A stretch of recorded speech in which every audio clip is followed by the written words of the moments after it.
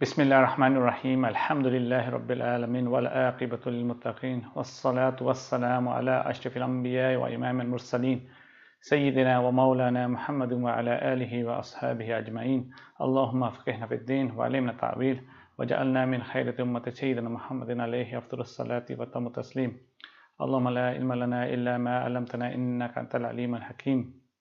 We seek Allah's protection from knowledge that does not benefit, from a heart that has no khushu, from a dua that's not heard, from a nafs that's never had enough, and from a eye that does not tear.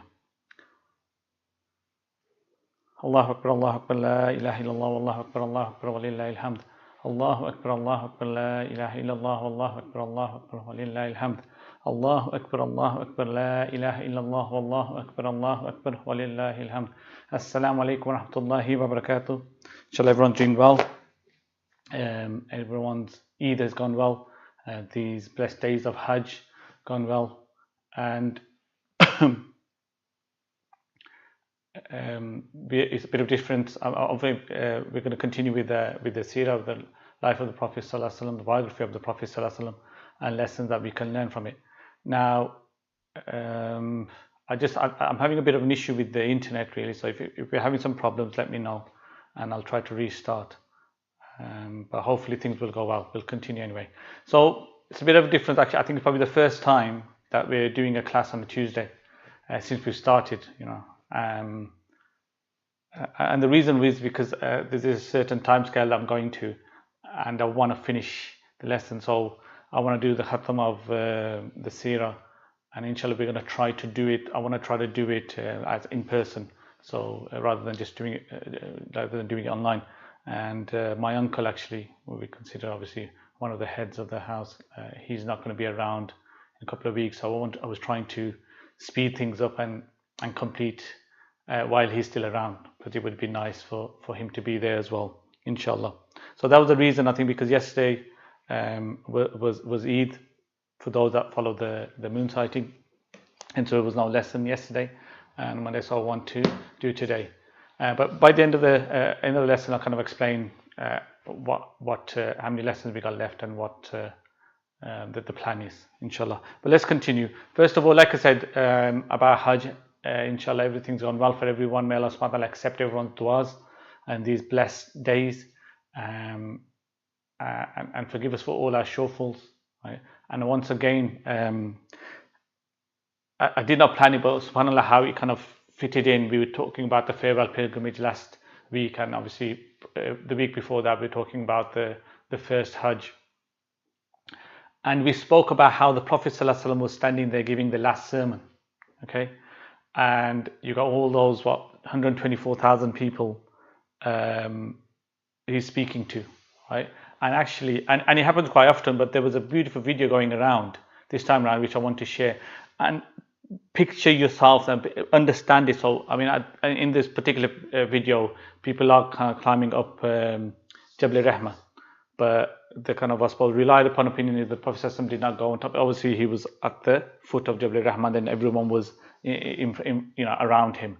But still, imagine yourself. I mean, look at this, and so the video is beautiful.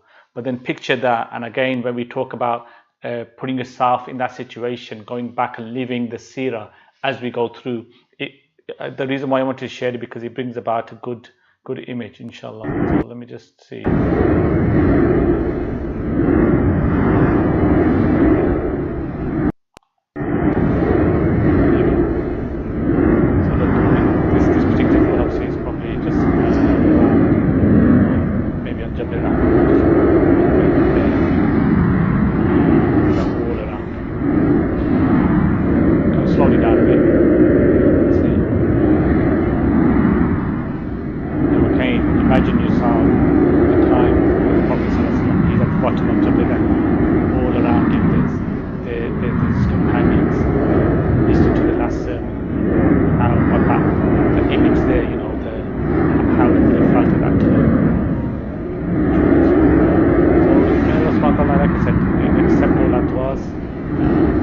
Help us to relate to all of this. When we see all of this, these are images that actually people, they don't like sharing some of those that Muslims talk about, because these are powerful images. I mean, notice that in the kind of mainstream media, you very rarely will see them showing live dwarf. It's a very powerful image. It's a very powerful image. These are real powerful images. They're set out. Just want to look at this. Look at the people around you. Okay, but yeah, that was something I wanted to share.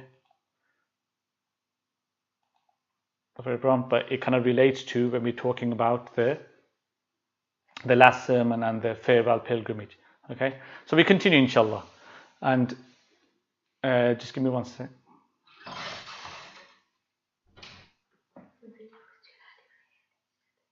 It's loud. Okay, I think they were saying they couldn't really hear me off the video. I think I forgot to mute it. But yeah, all I was saying was that look at these images, that video. I've slowed it down, but imagine yourself in that situation. Right? Imagine yourself in that situation. The Prophet ﷺ is there, all around him there's the Sahaba. Imagine yourself one of those, and you're listening to the Prophet ﷺ last time, and he's summarizing the religion for you in a matter of image. Just basically breaking it down for you. This is it. We talk about the human rights and animal rights and this right and that right. Everything's there. Right? 1400 plus years ago, it's all there. Right? So that's all I was really saying. Look, these are powerful images. Sheikh Hamza Yusuf mentions that. Maybe things have changed a bit now, but in the mainstream media, you won't see live images of Tawaf taking place, right? Because these are very powerful images, and it strikes people when they see these. Right? Imagine yourself when we sit around, and if you've been sitting down and you're just playing it on YouTube or whatnot, a Hajj, and they show these images, striking images. That many people, look at them, right? All in white. Look at how it is, and this is it. These are the kind of things that the point of the Seerah is to kind of put yourself in that situation. I can live the Seerah as we go along. Okay, so that's all I was saying. Obviously, you probably wouldn't have heard it when I was over the video. I think the video was probably too loud. I forgot to mute it. I think that's what happened. But anyway, let's continue. So of course, the Prophet ﷺ, the Prophet ﷺ's kind of given the sermon before, and it's called the last sermon, but obviously sermons have been given before and even after as well. But this one is known as the last sermon because it's the kind of last time that most of the Sahaba saw the Prophet ﷺ, or kind of heard him speak. To be fair, it was probably for many of them, it was the first time that they heard the Prophet ﷺ speak, because many of them whose tribes had kind of adopted Islam had come to the farewell pilgrimage in order to meet the Prophet ﷺ. Anyway, so we continue. So I think this is what it's worthwhile mentioning now, that kind of to take a note about the number of Sahaba. Okay, so it's estimated, and of course it can only be an estimate, that the farewell pilgrimage had around about 125,000, 124,000, 125,000, 125 to 150,000 people. Okay. So the total number of Sahaba normally is put at around about that figure. 124, 125,000.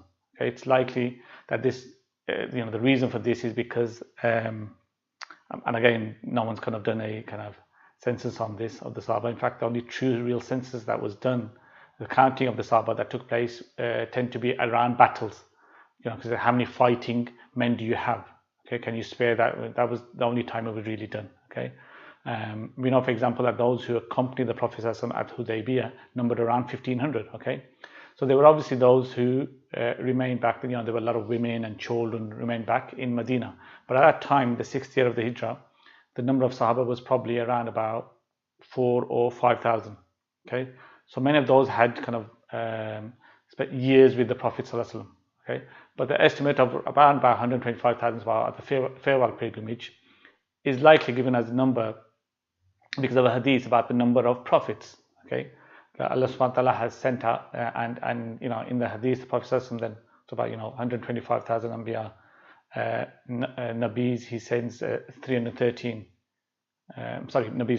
Rasuls he sends 313. That 313 messengers, and then there were then 5 who are called the Ulul Azm, those of the tremendous determination, who are the Prophet ﷺ, Sayyidina Ibrahim alayhi salam, Sayyidina Musa alayhi salam, Sayyidina Isa alayhi salam, Sayyidina Nuh alayhi salam. Okay, so just a quick one. This is why images kind of get people to understand a lot better. So I've just done a few charts, which I've hopefully got here.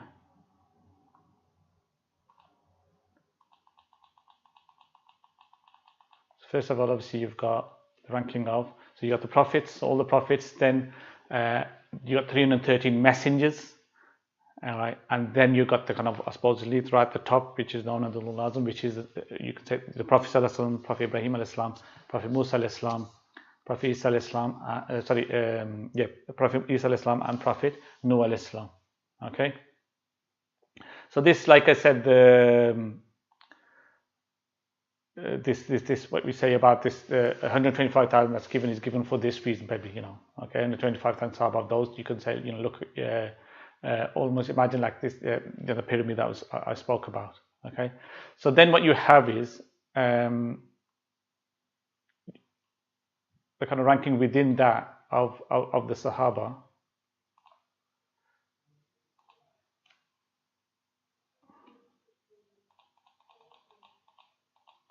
Sorry, I'm just bringing up these images, so hopefully you will be, and then I can talk through it. There you go. So what you have is 125,000 Sahaba. Okay, out there you can look, you can almost kind of imagine this, like I said, as the pyramid.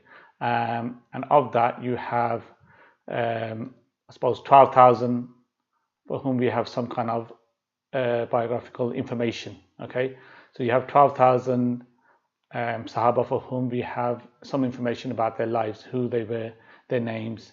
You know, obviously in some cases a very little bit of information. In some cases it's kind of a great deal of information, but you know, we have some sort of idea, their names, their father's names, the tribes, when they met the Prophet ﷺ, and so forth.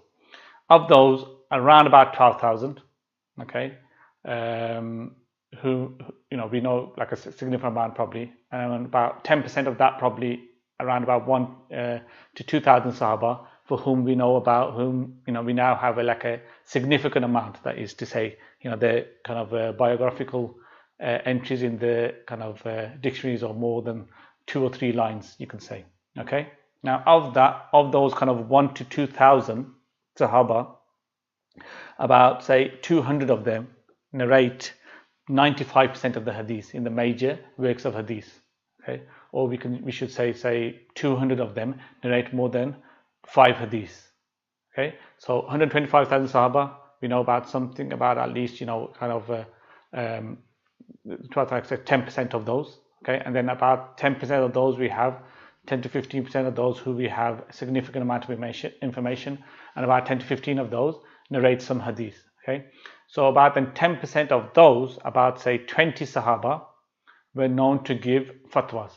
Okay, were known to be capable of giving fatwa. They were there, the fuqaha, you know, mujtahideen. Among the Sahaba of those 20, you know, there are what you say 10 who are famous for giving fatwa. Of those, so you've got Sayyidina Abu Bakr Siddiq, Sayyidina Umar, Sayyidina Uthman, Sayyidina Ali, obviously. Okay, then you've got the 4 Abdullahs: Abdullah ibn Abbas, Abdullah ibn Umar, Abdullah ibn Masud, Abdullah ibn Amr. Okay, then there is Sayyidina Aisha, and you can also say Zayd ibn Thabit. Okay, and these are kind of the 10 really famous fuqaha among the Sahaba. Okay, you could probably add Mu'adh ibn Jabal to that as well. Okay, so this is how the Sahaba break down number wise. Okay, these are the Sahaba breakdown number wise, and hopefully that kind of visual kind of helps you understand. Okay, in terms of the kind of numbers of being a Sahaba over you know, 100,000 in terms of knowing something about them. Okay, 12,000 in terms of, we spoke about all of that, right? Ranking, actually, so that's it. So the next was the ranking. So let's bring it up.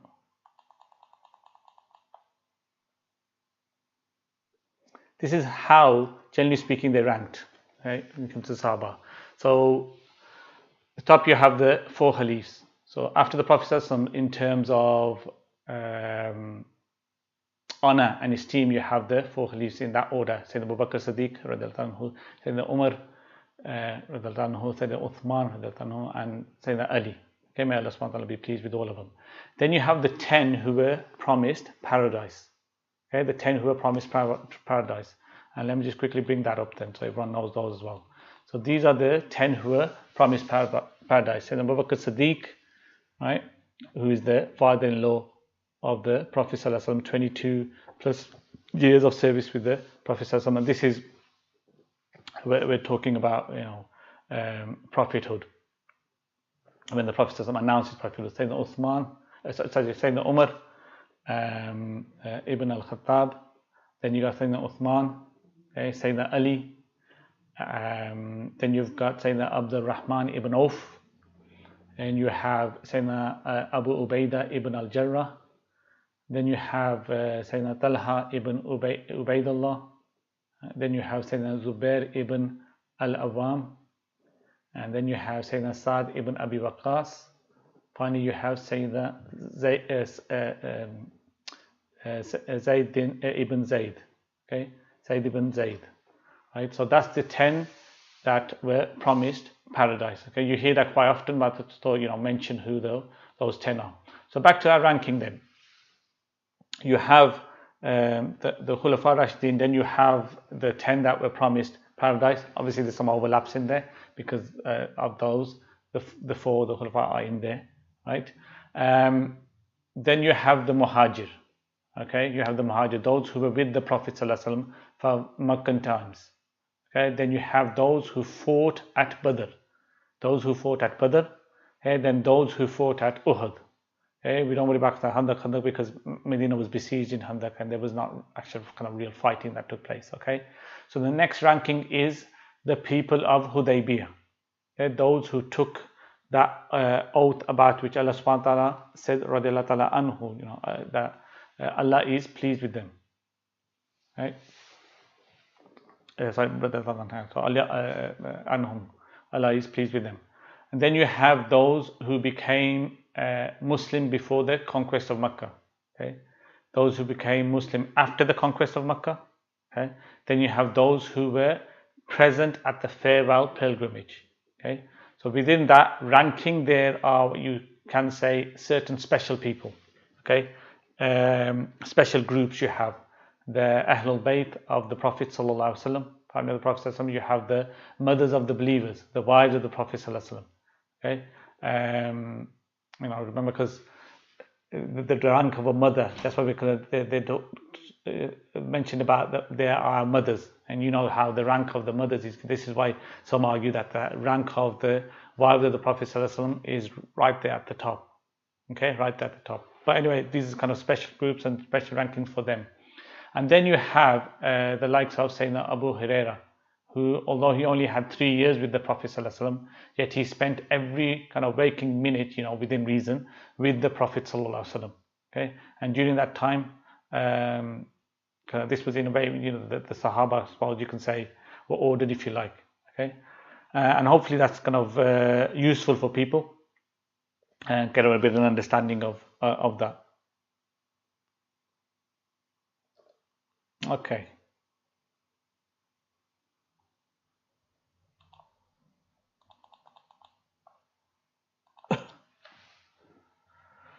Moving on then. So the Prophet ﷺ is making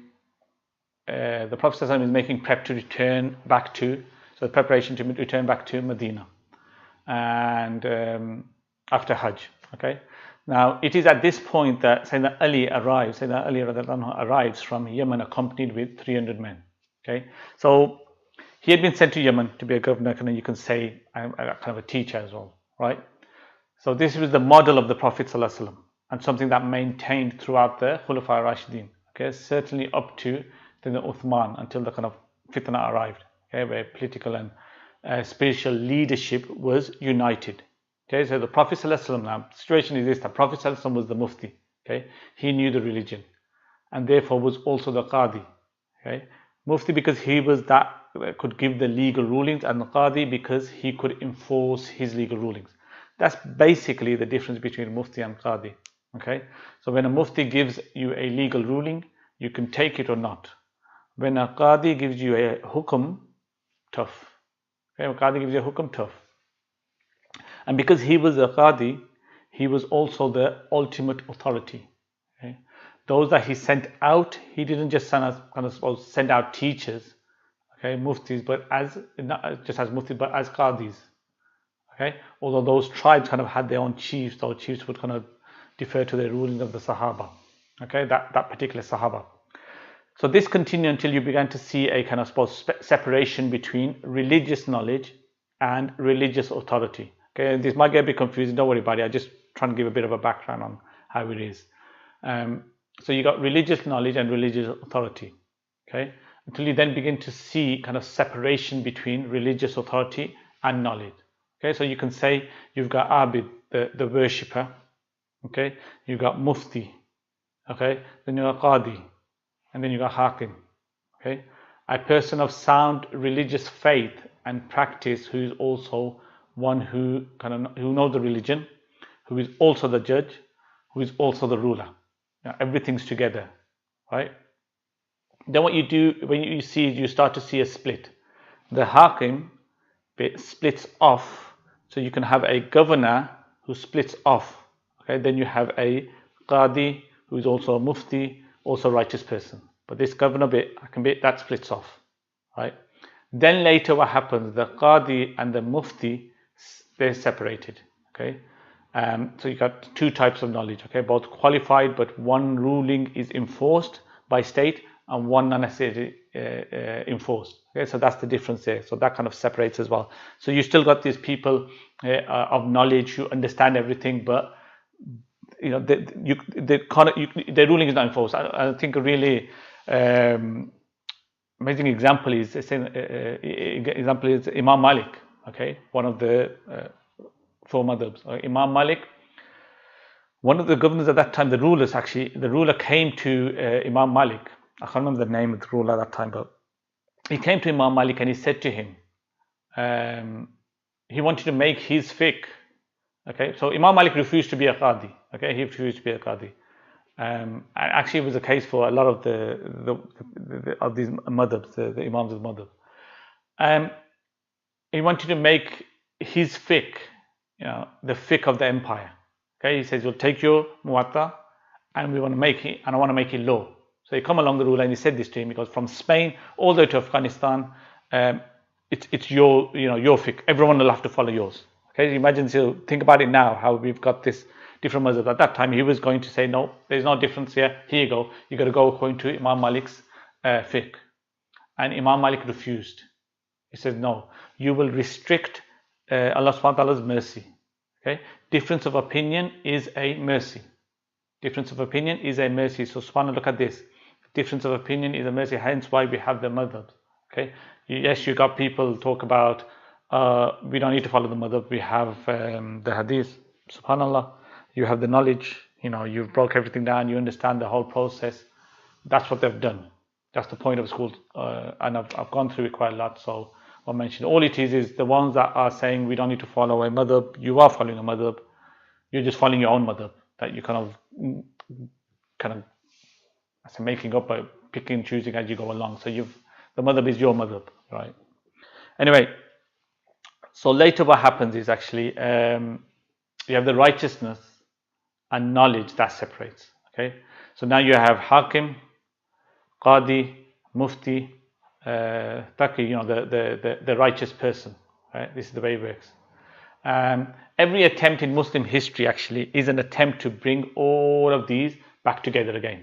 There shouldn't be all of them bring back together again. I mean, we can go into a lot of history, even if we talk about the creation of Saudi Arabia. Actually, the way it came about, one said, you be the Qadi, one, I'll be the ruler. I'll basically enforce it. You're the pen, and I'll enforce it with the sword. So there's a lot of this when we look at history, the Iranian Revolution, whatnot. A lot of those can be separate groups that come about. That's what they bring about. Oh, we got to bring everything back together again, right? There's a lot to be discussed on the back of that. Okay, we don't have the time of that. Some of the time, it's just like a little. You can have sitting down and have a conversation on the back of stuff like that. So, what you actually in the time of the Prophet ﷺ, this kind of separation started to occur, with the Sahaba being sent out. Okay, so Sayyidina Ali, there are a number of hadiths on this. Okay, although weak, but when you bring them together, they are strengthened. They strengthen each other. Okay, it's like I think we say Hamza used to kind of describe it nicely. He goes, look, this strings, right? Some are kind of so strings, they break. Okay, some strong is in the thing. So individually they could be weak, but together, when you bring them together, they make them strong. And this is known in hadith methodology as Hasan li ghayrihi. Okay, so individually they're weak, but when you bring them all together, it makes them Hasan, it makes them a sound hadith. Okay, so this hadith is the famous one of those, and it's I am the city of knowledge. Some says, I am the city of knowledge, and Ali is its gate. Okay, I am the city of knowledge, and Ali is its gate. So say that Ali was a learned man. He has been with the Prophet ﷺ right from the beginning of revelation. 23 years of suhbah with the Prophet ﷺ as a prophet, and 15 odd years before that in general. Okay, around the Prophet ﷺ as a perfect human being. We talk about the Prophet ﷺ here. All right. So he goes to Yemen. Who kind of have their own chiefs. Okay, whatnot. So the question would be who's in charge, etc. Anyway, there's a campaign and some fighting. Okay, after this, what happens is they're heading back to the Prophet ﷺ. And Sayyidina Ali was eager to meet the Prophet ﷺ, so he goes ahead, he rides ahead and says to the rest of them, you know what, you guys catch up. However, what happens now is that you have war booty. Okay.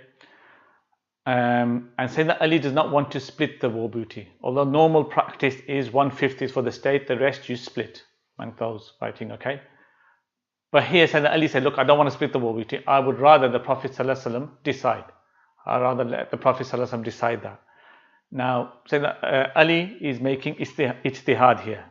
Technically, it was not what the Quran said, but Sayyidina Ali is the great alim. So he's saying, look, I don't want to distribute it. Or rather the Prophet ﷺ does it. Okay, so no one take anything. Okay, no one take anything. Much later on, actually, during the kind of fitna times, Sayyidina Ali's fanatical followers, who kind of became his fanatical enemies, the Khawarij, what they said to him was, oh, you're not ruling according to the Quran, akhi. You're not ruling according to the Quran. That's what they said to him.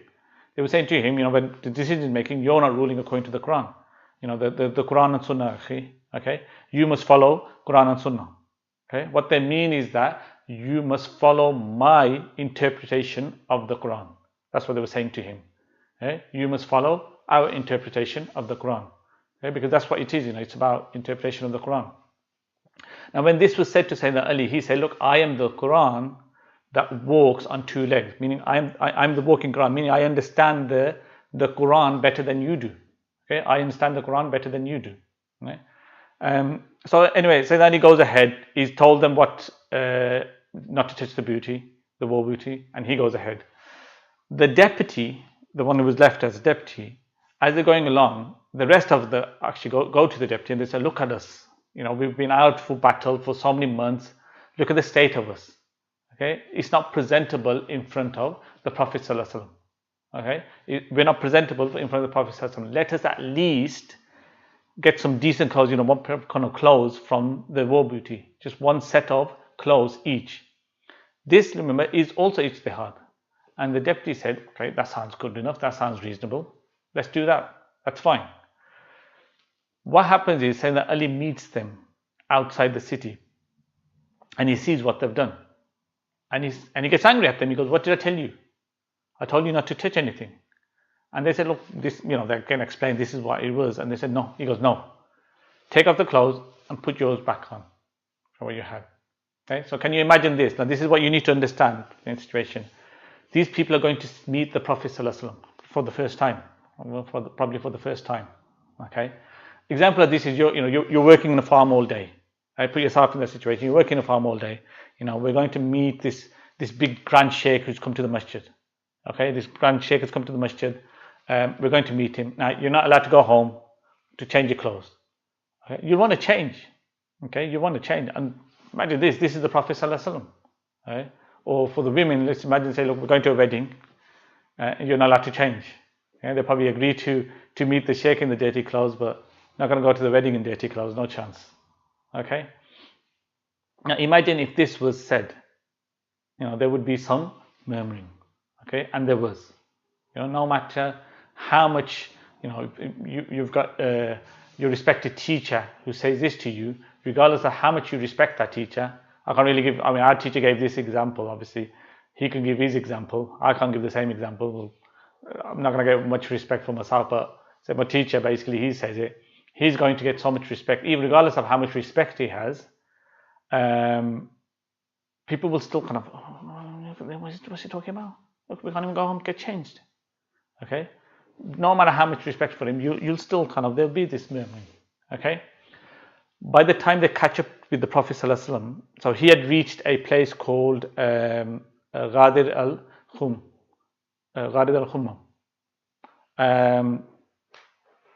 and he had reached there. Okay, and there's still kind of this murmuring going on about Sayyidina Ali. Okay, remember this has happened before. Okay, this has happened before, and actually I'm going to read out what Martin Luther kind of mentions here. On the way back to Medina, one of the troops bitterly complained of Sayyidina Ali to the Prophet ﷺ, whose face changed colour. So the Prophet ﷺ's face changed colour. Am I not nearer to the believers than their own selves? He said. Okay, when the man asserted, he did so. Excuse me. Am I not nearer to the believers than their own selves? If you have any doubt about this, after all of this time that we've been covering the Seerah, you've been doing the Seerah with me, and me stressing it so much, the answer is yes. It's from the Quran. Okay, An-Nabiyyu awla bil mu'minina min anfusihim. The Prophet ﷺ is nearer to the believers than their own selves. Okay, so the Prophet ﷺ says, he adds, obviously when they affirm this, he adds, whose nearest I am, his nearest Ali is. So for whomever I am near, Ali is that near. Okay. Now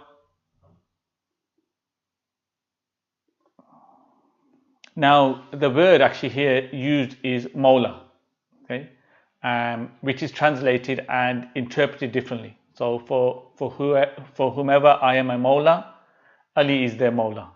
Okay, that's why you have in kind of Indo-Pak, Ali is referred to Mawla Ali. Okay, Mawla has a number of meanings. Okay, all relate to the meanings of wilaya, and that's that has two meanings. So one is kind of friendship, and the other is protection. So Allah subhanahu wa ta'ala is Ni'mal Mawla.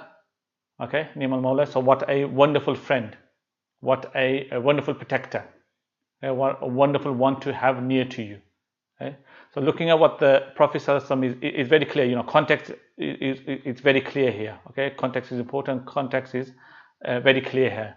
So Mawla either means the one who protects you or the one whom you protect, the one who will do things for you because they're your friend, and the one who you do things for as they're your friend.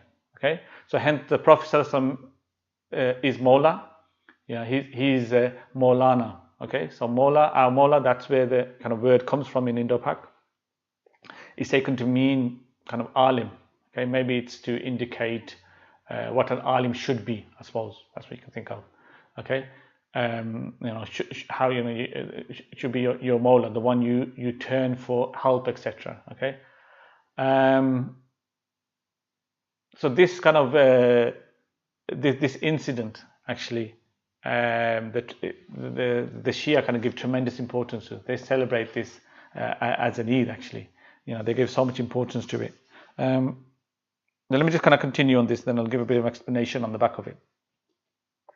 So later on, when they had halted at Ghadir al-Khumma, he gathered all the people together, and taking Sayyidina Ali by the hand, he repeated these words, to which he added the prayer, "O God, be the friend of him who is his friend, and the foe of him who is his foe." And the murmurings against Ali were silenced. So Sayyidina Ali, the murmuring against Sayyidina Ali were silenced. Right? Now, It's a very powerful statement, okay, that immediately stops all the murmurings, etc. Very powerful statement. And this incident is taken out of context by the Shia. Okay, they say this is the Prophet ﷺ announcing that Ali would be his Khalifa. Okay, this is an announcement that Ali should be his Khalifa. Okay, what is ignored? What's ignored is all the wonderful things the Prophet ﷺ says about the other Sahaba. Sayyidina Umar, if there was to be a prophet after me, it would be Umar. Okay, but there is no prophet after me. Okay, look at that as a statement. Right? Sayyidina Abu Bakr Siddiq, if Iman of all the world was put on one side of the scale, and Iman of Abu Bakr, Sayyidina Abu Bakr Siddiq, in the other, he would still outweigh them. So Sayyidina Abu Bakr Siddiq's Iman still outweigh everyone else's. I mean, look at these. And many things, were said about many Sahaba. Okay, so this was said about Sayyidina Ali. Sayyidina Ali was hurt, so the Prophet ﷺ loved him and wanted to make it clear that you treat him like you treat me. And this is the real reason here, the real lesson here. Those are the deputies of the Prophet ﷺ. As long as they're upon the guidance, you be with them like you were, like you be with the Prophet ﷺ. Right? And this is the lesson from it, inshallah. Just going to look at the time. We're going to continue until about 80, so probably an hour's lesson today. Okay, so moving on then. We spoke about the Sahaba, the rankings, and the incident of Sayyidina Ali and the importance of this incident.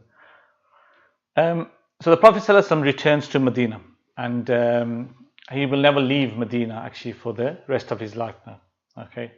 The Prophet ﷺ's last years are marked by a period of kind of rapid growth in Arabia. During this time, several impostors emerged claiming to be prophets. So delegations came. One of those was the delegation of Banu Hanifa, and they were from Yamama. Okay, they were from Yamama. And I'm sure I did I was meant to show you okay. Yeah, okay, I did do took a kind of picture and showing Yamama and how the different kind of locations of it. It was kind of the eastern border of Najd. Okay, the eastern border of Najd.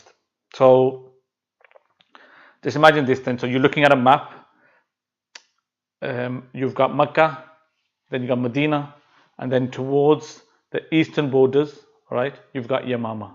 Okay, as kind of you're looking straight at the map like that, right? You're looking towards me. Right? One of those who came also, and actually you've got some of the one of the we'll speak about it later. Actually, a few of the other impostors, but this one specifically we're talking about Yamama, and the name will ring a bell because it's one of the battles later on. Okay, a famous battle later on, not in the time of the Prophet ﷺ, after the Prophet ﷺ. So one of those who came was also Musaylima. Okay. And he writes a letter to the Prophet ﷺ. Okay, he writes a letter to the Prophet ﷺ. Let me quickly mention this. So one of the deputations of the previous year had been from a Christian tribe in Yamama, the Bani Hanifa, whose territory lay along the eastern boundary of Najd. They had agreed to enter Islam, but now one of their men, Musaylima by name, claimed that he too was a prophet. And not long after the return of the pilgrims from Mecca, the following letter was brought to Medina by two envoys from Yamama. From Musaylima, the messenger of God, to Muhammad, the messenger of God, peace be upon thee. It has been given to me to share with you the authority. So it's like I've received revelation to share authority. Half the earth is ours, right? As in like his, and half belongs unto Quraysh. Although there are people who transgress, so they're not great, but half it's them for you basically. And the Prophet ﷺ asked the envoys what they thought of the matter, and they said, "Our opinion is even as his." So said to the messengers, "Well, what's your position?" They said, "Look, we got the same position as him." Okay, and the Prophet ﷺ says, "By God, if it were not that envoys may not be slain, I would cut off your heads." Okay. And then he dictated a letter for them to be given to their master, right? And the way the Prophet ﷺ responds, okay, he responds with Surah Al-Araf, okay, pray to God for help and wait patiently, for the earth belongs to God, and He gives it as an inheritance to whichever of His servants that He wills. Okay, the final results will be for those who were mindful of Him. Okay, this is verse 128. So this is a big tribe. They came. Okay, this is a big tribe. They accepted Islam, but when they go back, when they must have seen the farewell pilgrimage, etc. And Musaylima must be thinking, you know what, power, right? Power. No one wanted to be a prophet during all those difficult times. Look at all the hard times they went through. Okay, we talk about the Meccan period, the Medina period, battle after battle, all the oppression in Mecca, whatnot. No one spoke about becoming a prophet then. Okay, so he's thinking power, territory, wealth, etc. That's too much for one person. Let's split it. Okay, look at the letter. There's no guidance. He said, like, split earth in half. That's it. And the Prophet ﷺ said, earth does not belong to me. Okay? It belongs to Allah. He will choose who will inherit. But who cares, who cares who would inherit earth? In the end, it is the believers, the righteous, that will have paradise. Okay, it will be the righteous that will have the final outcome. Okay, that's the difference between a prophet and an impostor. One whose gaze is fixed on the hereafter, and one whose gaze is fixed on the dunya. Okay, so the matter was left. There was, what happens is that Musaylima continues to amass kind of followers. He gathers 40,000 followers, which eventually lead to, under the Khilafah of Sayyidina Abu Bakr Siddiq, the Battle of Yamama. Some of the other claimants, you had Aswad al-Ansi of Yemen, right all down south. Okay, this is why I had that map. I forgot to upload it, but never mind. Hopefully you'll understand it. He was right down the bottom there, Yemen. Tuhayla bint Huwaylid from the distant kind of tribe of Asad. This was, so as you got again towards the east, but higher above than Yamama. Okay? However, so what happened with the Aswad, okay, is he's assassinated by his own people, and Tuhayla surrenders to Khalid ibn Walid. Okay, surrenders to Khalid ibn Walid. Now, some positions are that there were up to like 13 that rose in that time of the Prophet ﷺ, all after, unsurprisingly, after the conquest of Mecca, because they saw all this thinking, well, we want a piece of this. So it was a case that they were keeping an eye on this prophet thing. Let's see how it pans out, and then we'll make our decision. Then we'll make our decision. Now, before Musaylima came to the Prophet ﷺ, the Prophet ﷺ had a dream. Okay, so he had a dream before, and the Prophet ﷺ was wearing 2 gold bracelets that he was told to remove. Okay, representing 2 false claimants to prophethood. Now, when Musaylima came as the delegation, okay, one of the narrations is that when he came, he said to the Prophet ﷺ that he will enter Islam if the Prophet ﷺ bestows him with prophethood after he is gone. So after the Prophet ﷺ is gone, he said, look, bestow me with prophethood. Meaning, he didn't understand the first thing about the religion. Okay, he didn't understand the first thing about the religion. And the Prophet ﷺ said to him, I would not even give you an empty date stem. Okay, I've been informed about you. Allah has told me about you. Gold bracelet number 1. Okay, gold bracelet number 1. So he told Banu Hanifa, you want to learn about Islam? Here is my companion, Thabit ibn Qais. Ask him your questions. He will teach you. Okay, ask him your question. He will teach you. So Musaylima did not accept Islam, but the rest did. Okay, but when Musaylima went back, things changed. Okay, he tried to perform some miracles. He invented that. He invented verses that sounded like the Quran. All you just do is take.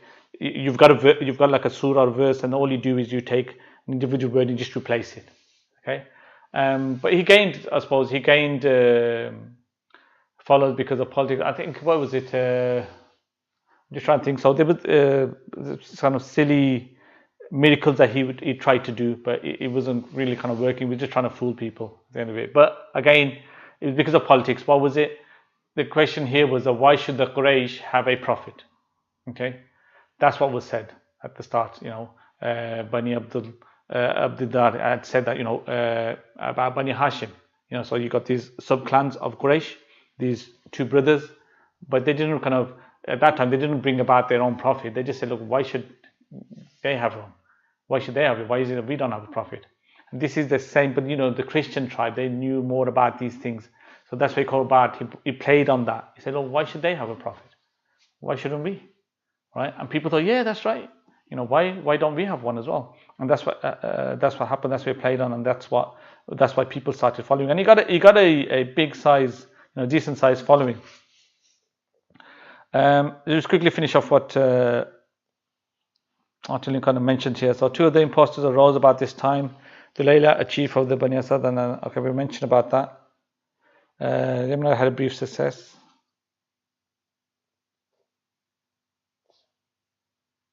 So Musaylima, actually, so what happens is you have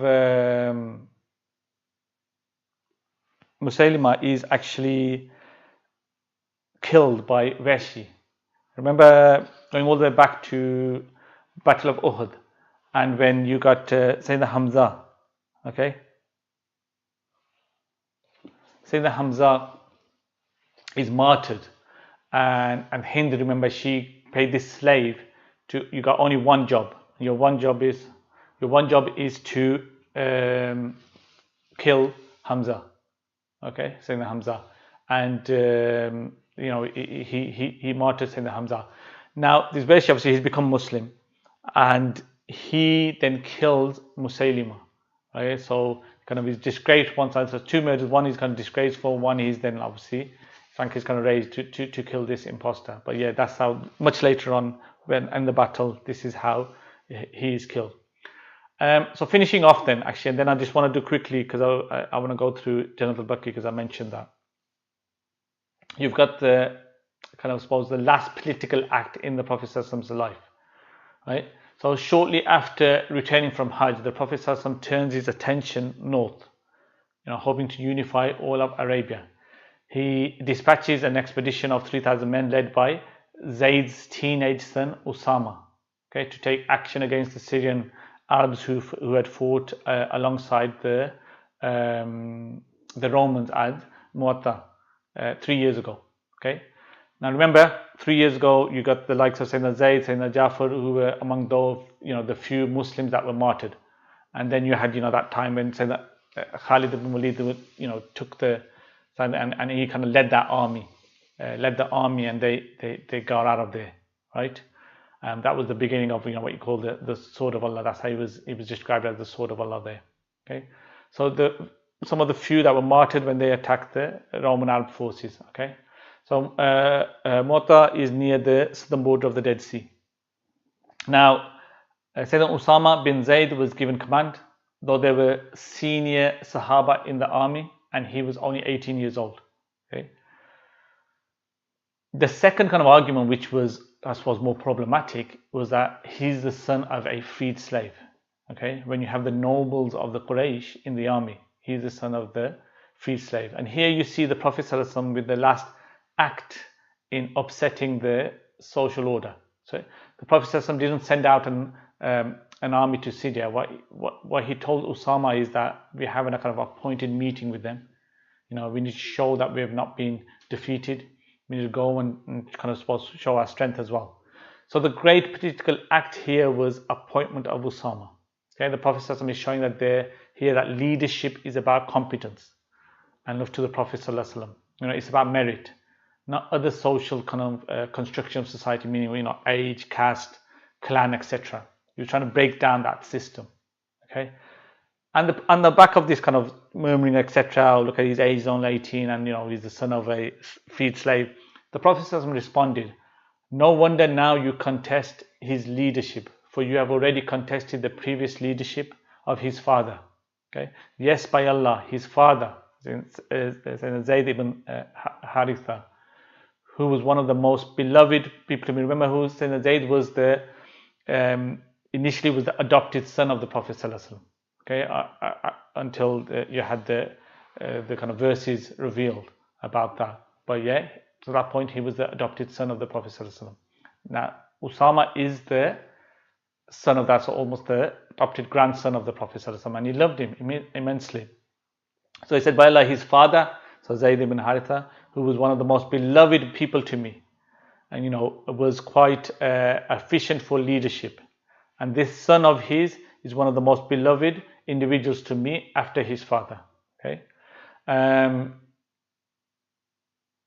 so this kind of sets out under Usama's command, but they stopped when the Prophet ﷺ became sick outside Medina. So they stopped outside Medina when the Prophet ﷺ became sick. Okay, then returned when his sickness worsened. So Usama actually himself visited the Prophet ﷺ. Okay, he visited the Prophet ﷺ himself and received his du'as and blessings. Okay, and the Prophet ﷺ encouraged the army to go forth even in his final few days of life. Okay, obviously this kind of campaign continues under the rule of Sayyidina Abu Bakr Siddiq. Okay, so we're approaching his last few days. Okay, we're approaching his last few days. Let me just quickly actually mention here.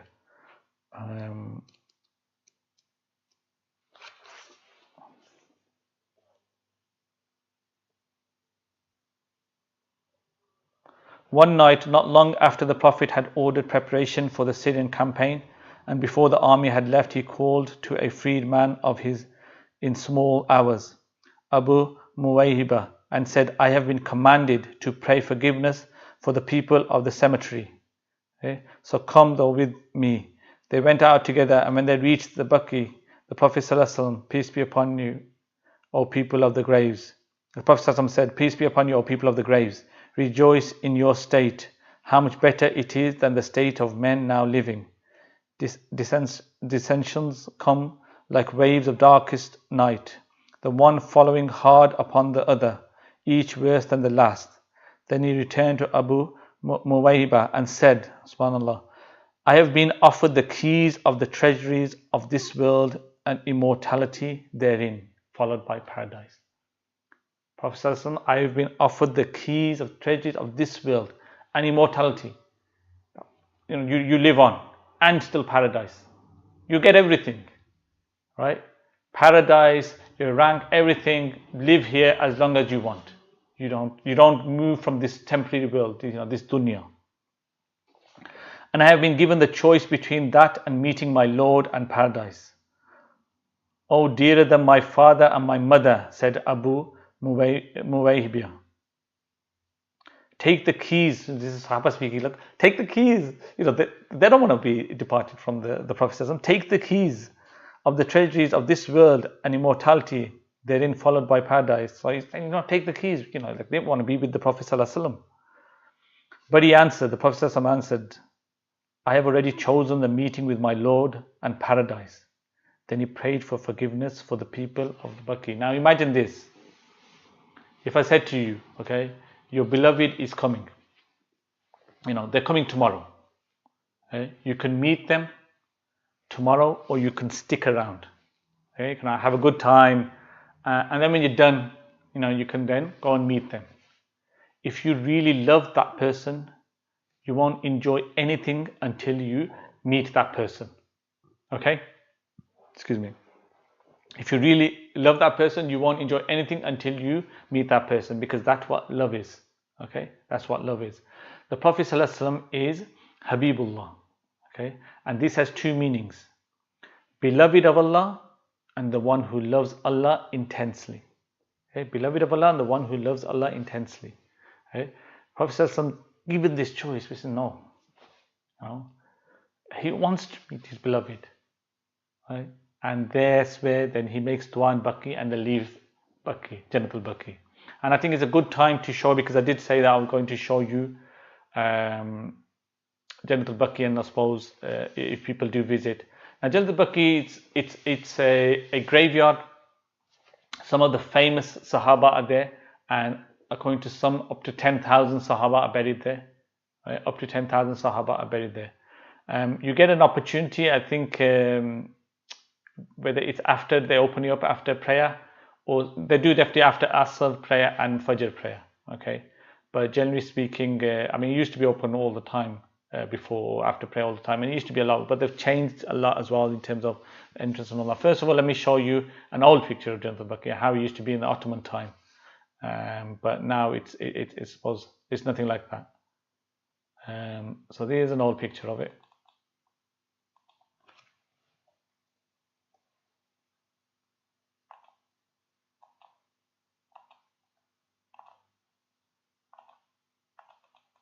So as you can see, that's how it used to be, right? But all of this has now been destroyed because when the so actually that the group came, they destroyed this. You know, they said all this shirk and grave worshippers, etc. And again, look, let's try to be as fair as possible. So if something like that was being done, then it's wrong, right? But there's a difference between showing, the etiquette, etc., and grave worshipping. If you ask the person what you're doing, kind of thing, are they worshipping the grave there? I mean, it's easy to just say it and put people into certain categories, but yeah. Again, another topic you could go on about for quite long. But anyway, that's how it used to be. Then all of this was destroyed, and this is how it looks now. Okay, they're just stones all over. And when you do go past it, they'll say, look, we don't know who's there. We don't know who's there. But let's have a quick look at, and hopefully we can kind of get a bit of a picture in your mind so you get an understanding of who's what, where. So as you enter, right, so as you get an entrance there, so let's look at number 1 there, towards the left. Straight ahead of you, you've got I suppose you can say the area for the family, the Prophet ﷺ, the Abbas, etc. That's kind of what you say, there's a little like a fence put around there. But let's look on the left. Okay, as you go around the route, you won't be able to see immediate left, but further out on the left-hand side. So instead of that, actually, let's look at number 4, because that's going to be in front of you there, right? Number 4.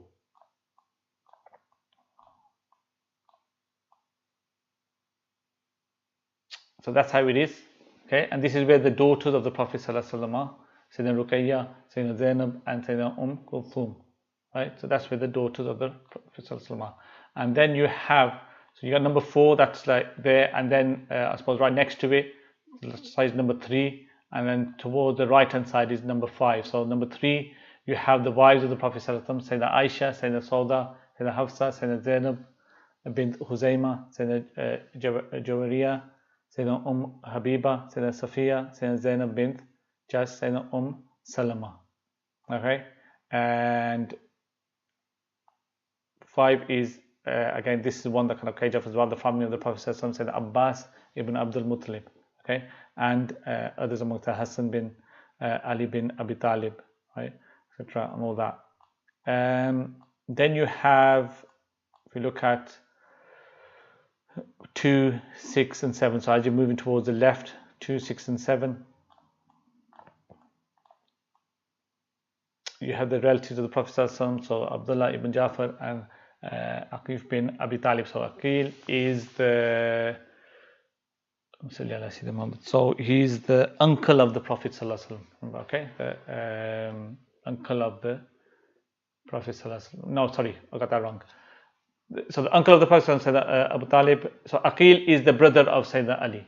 Okay, he's the brother of Sayyidina Ali, cousin of the Prophet ﷺ.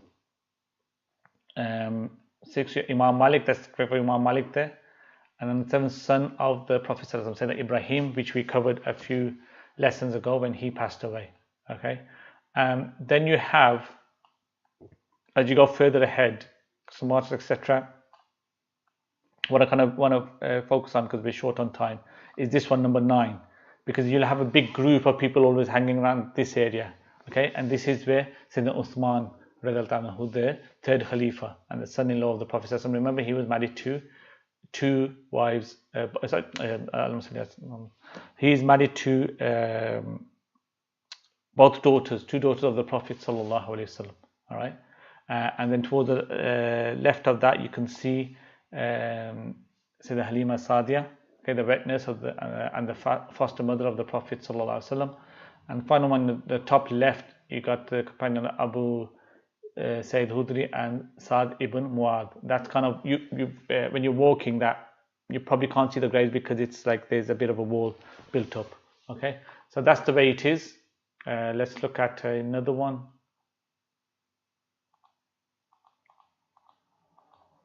So here you go. So I explained to you towards the right. You got the daughters of the Prophet sallallahu alaihi wasallam, Sayyidah Fatima, Sayyidah Zainab, Ruqayya, Kulthum. Sayyidah Fatima is towards the right hand side there. The three of the daughters on there, together there, and then Sayyidah Fatima on the right hand side, all the way towards the right there. Below that, you got Sayyidina Abbas. All right. Above that, you got Imam Jafar Sadiq, Imam Abu Bakr. So again, all this Imam Hassan also there, right? You're going to then from there, what you do is you go towards the right, and then you have to walk all the way around, right? So that's why you got all of this, and this area here you come across. That's the aunts of the Prophet sallallahu alaihi wasallam.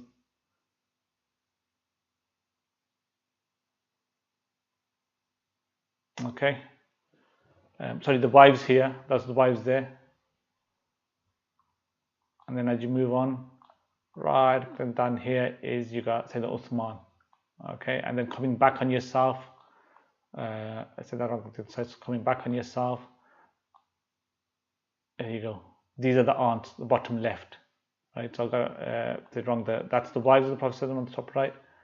Here, bottom left, that's the aunts of the Prophet sallallahu alaihi wasallam. Okay, hopefully that kind of gives you a bit of an idea. It is, honestly speaking, it's when you go there. I mean, I've been so many times. It still is very confusing. Okay, have a bit of a map. The maps I've shared, basically have something like that. Then you get a bit of an idea. Where's what? Okay, you get a bit of an idea. Then Uthman is probably because there's always a lot of people around there, and you can get an understanding. And it's out of the way there. Then coming back, but look at there. You're going there. You get a bit of an idea who's there, who's not. You're making plenty of dua, giving salam to them, make dua, etc. as you go along. Okay, a blessed area with all these great Sahaba that are there. Okay, and that's the purpose of that. Okay, we'll leave that inshallah. Hopefully that's been beneficial. Probably got one more lesson where we kind of cover all the main things. And then what I want to do is, so next week, inshallah, so next Monday, inshallah, we will cover pretty much of the ending of the Seerah, right? In terms of the passing of the Prophet sallallahu alaihi wasallam, in the details, I probably won't go as much in detail because I want to leave that part to the following lesson, which will be the Khatam of the Seerah. Okay, so next week we'll cover it.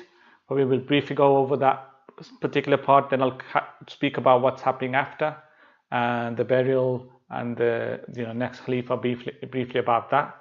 And then the following week when we do the Khatam, because I want to do the Khatam, I want to do it in person. Okay, inshallah, and hopefully people can attend. For that, that's where I want to kind of be talking about a bit of detail. Because next week as well, I'll also show you the Roza, okay, and Riyad al-Jannah. Right, so the pillars, what kind of pillars are, and the rows are actually how it's structured. And it's interesting, people, you can't imagine it if you've not come across it before. Is that the way it is? I mean, the way you think about it on the outside and some of the images that get released, but how it actually is, it's really different. So inshallah, I'll spend quite a bit of time going through that so people can get an understanding of how it is. Even when you're there next time, you get a bit of an understanding of how it is. Okay, so that's the plan, inshallah. Things go accordingly. Okay, we will make a plan, but we don't know what comes about, inshallah, the back of that. Okay, we leave it at that then. Sallallahu alaihi wa sallam. Subhana rabbika rabbil izzati amma yasifun. Wa salamun ala al-mursalin walhamdulillahi rabbil alamin. Bi rahmatika ya arhamar rahimin. Assalamu alaikum wa rahmatullahi wa barakatuh.